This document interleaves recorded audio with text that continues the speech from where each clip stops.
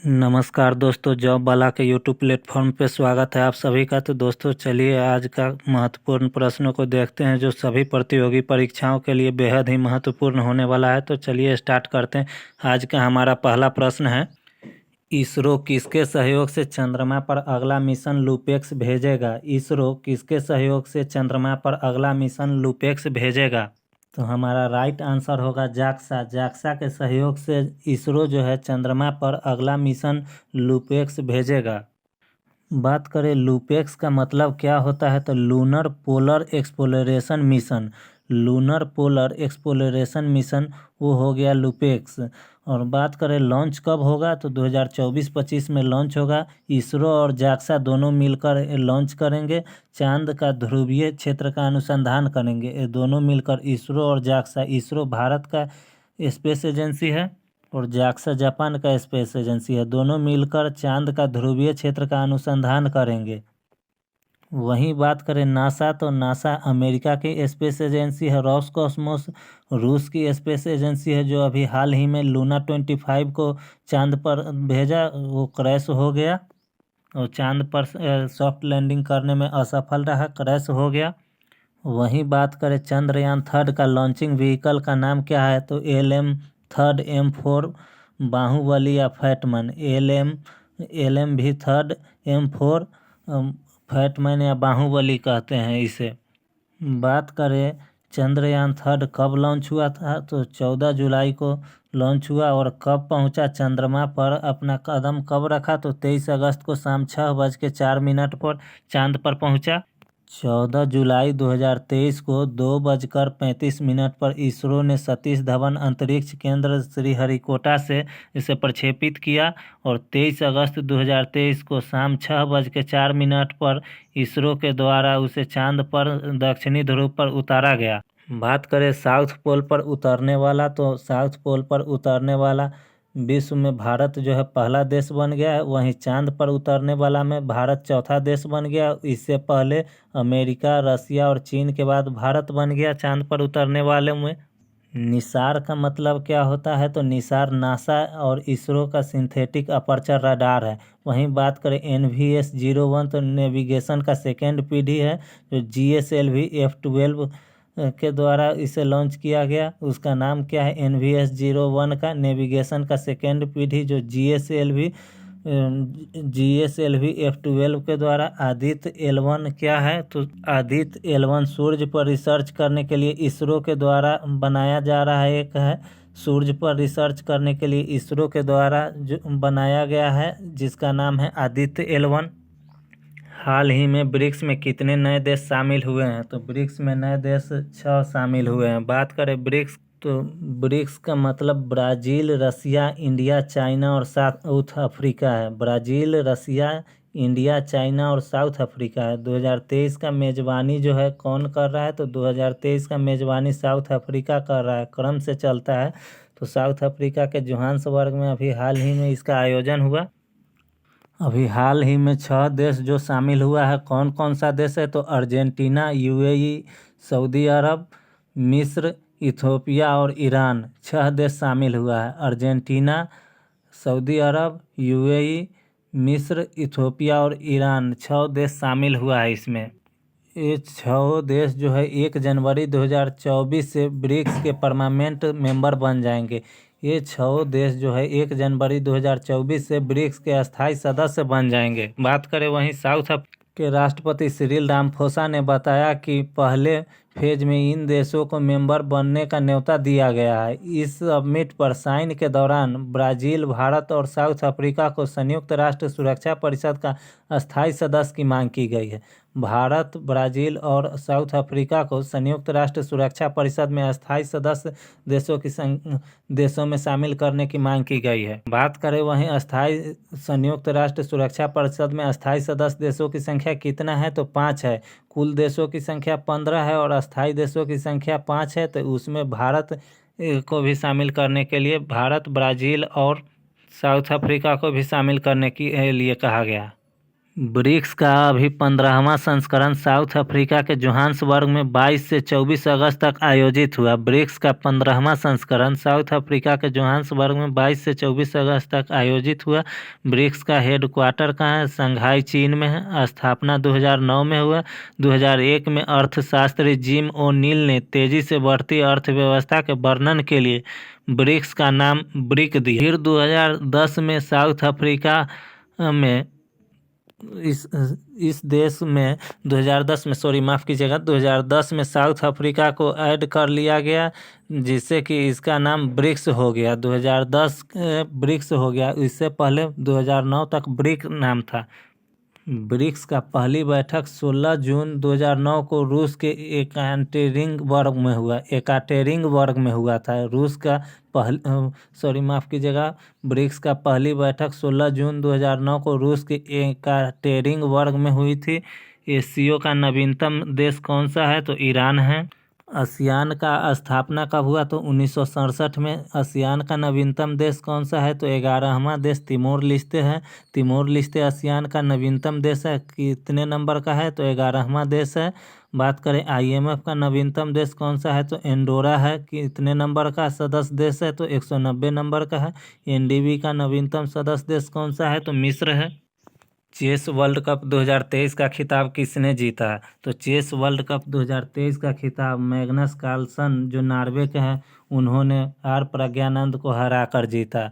विश्व के नंबर 1 खिलाड़ी मैग्नस कार्लसन ने आर प्रज्ञानंद को, रमेश बाबू प्रज्ञानंद को हराकर चेस वर्ल्ड कप 2023 का खिताब जीता। मैग्नस कार्लसन 5 बार के विश्व चैंपियन हैं। 1 जुलाई 2011 से FIDE विश्व शतरंज रैंकिंग में नंबर 1 स्थान पर है मैग्नस कार्लसन, जो नॉर्वे के हैं।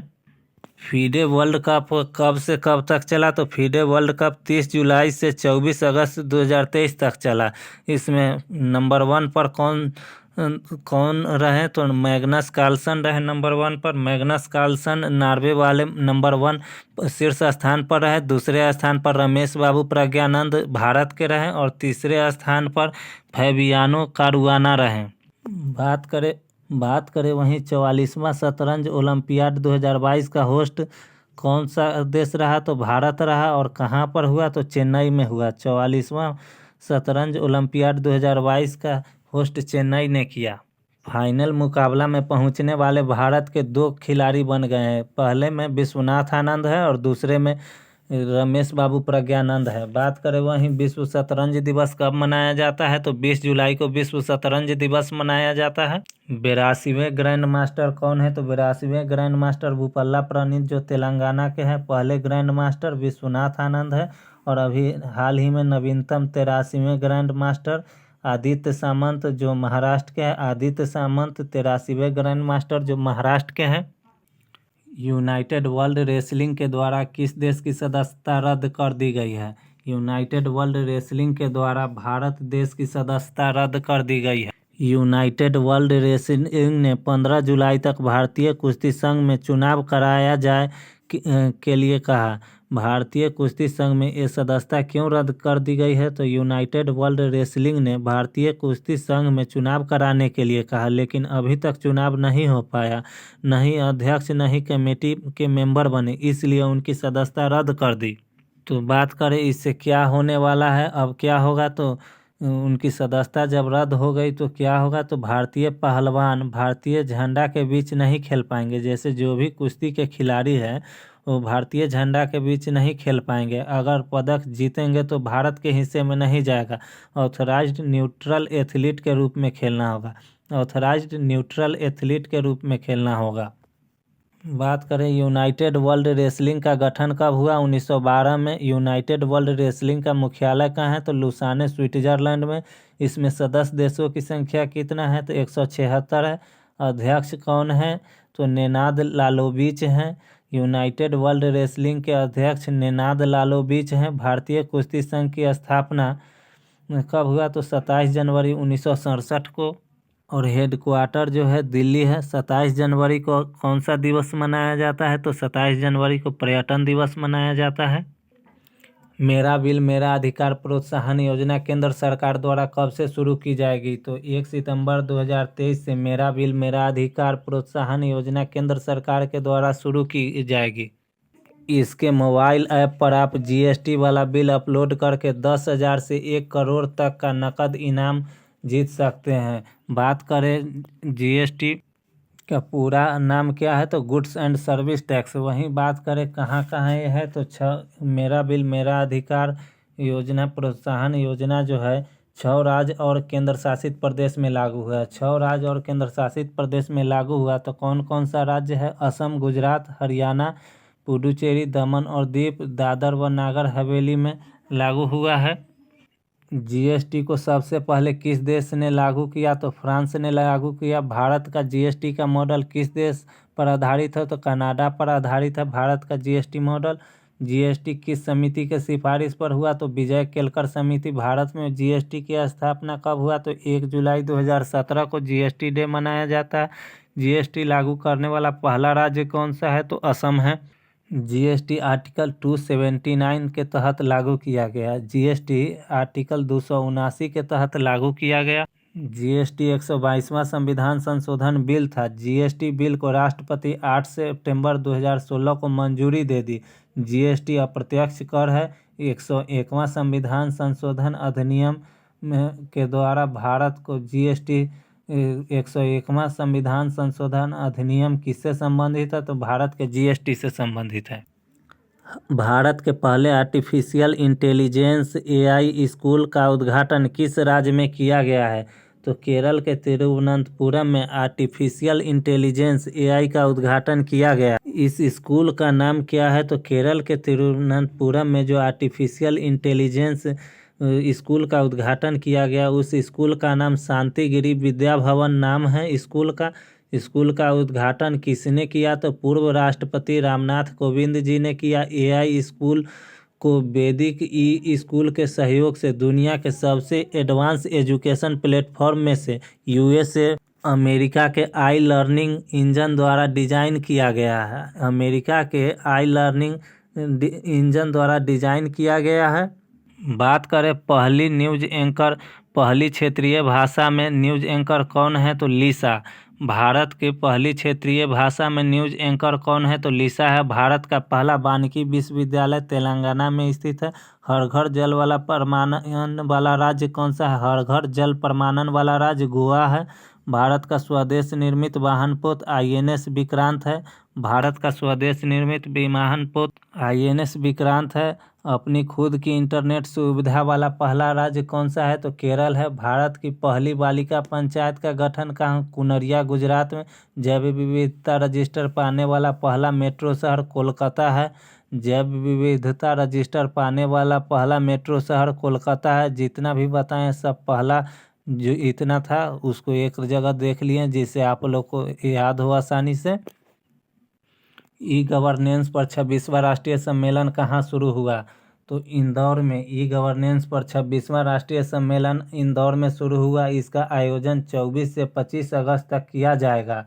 सम्मेलन का उद्घाटन मध्य प्रदेश के सूक्ष्म लघु एवं मध्यम उद्योग विज्ञान और प्रौद्योगिकी मंत्री ओम प्रकाश सखलेचा ने किया। ई गवर्नेंस क्या है? तो ई गवर्नेंस के माध्यम से इंटरनेट द्वारा कोई भी आम व्यक्ति बड़ी ही सरलता से किसी काम को आसानी से कर सकते हैं। ई गवर्नेंस कब से शुरू हुआ? तो 2006 में शुरू किया गया था। बात करें मध्य प्रदेश की तो लाडली बहन योजना, सीखो और कमाओ योजना मध्य प्रदेश के। उत्कर्ष और उन्मेष फेस्टिवल मध्य प्रदेश भोपाल का है। सबसे स्वच्छ शहर इंदौर है। भारत का सबसे स्वच्छ शहर इंदौर को घोषित किया गया। मध्य प्रदेश के मुख्यमंत्री शिवराज सिंह चौहान। मध्य प्रदेश के राज्यपाल मंगू भाई छगन भाई पटेल है। मध्य प्रदेश में भोपाल गैस त्रासदी कब हुआ था? तो 3 दिसंबर 1984 ईस्वी को मिथाइल आइसोसाइनाइड का गैस के रिसाव के कारण हुआ था। कूनू नेशनल पार्क जो मध्य प्रदेश में स्थित है, जहां हाल ही में अभी नामीबिया से चीता लाया गया था। 69वें राष्ट्रीय फिल्म पुरस्कार में सर्वश्रेष्ठ अभिनेता के पुरस्कार के लिए किसे चुना गया है? तो हमारा आंसर है अल्लू अर्जुन। अल्लू अर्जुन को 69वें राष्ट्रीय फिल्म पुरस्कार में सर्वश्रेष्ठ अभिनेता के पुरस्कार के लिए चुना गया। तो वो किस मंत्रालय के द्वारा दिया जाता है? तो सूचना एवं प्रसारण मंत्रालय के द्वारा इसे सर्वश्रेष्ठ फिल्म या सर्वश्रेष्ठ अभिनेता का अवार्ड जो है दिया जाता है। बात करें सर्वश्रेष्ठ एक्टर का अवार्ड किसे दिया गया, तो अल्लू अर्जुन। किस फिल्म के लिए दिया गया अल्लू अर्जुन जी को? तो पुष्पा फिल्म के लिए बेस्ट एक्टर का अवार्ड दिया गया। और बेस्ट एक्ट्रेस का अवार्ड किसे दिया गया? तो आलिया भट्ट को गंगूबाई काठियावाड़ी के लिए और कृति सेनन मम्मी फिल्म के लिए।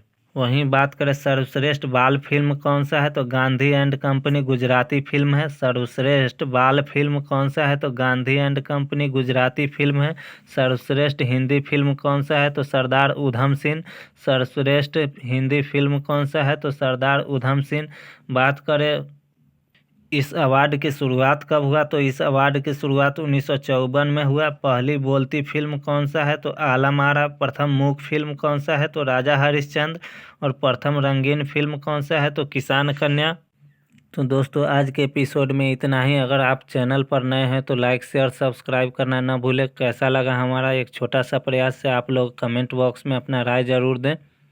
हम आप लोगों के लिए प्रतिदिन कुछ बेहतर करने के लिए सोचते हैं, जिससे आप लोग को अच्छा से अच्छा मिल सके, आप लोगों के पास अच्छा से अच्छा कंटेंट जा सके। तो चलिए आज के एपिसोड में इतना ही। मिलते हैं नेक्स्ट वीडियो में, तब तक के लिए जय हिंद। बने रहे जॉब वाला के साथ।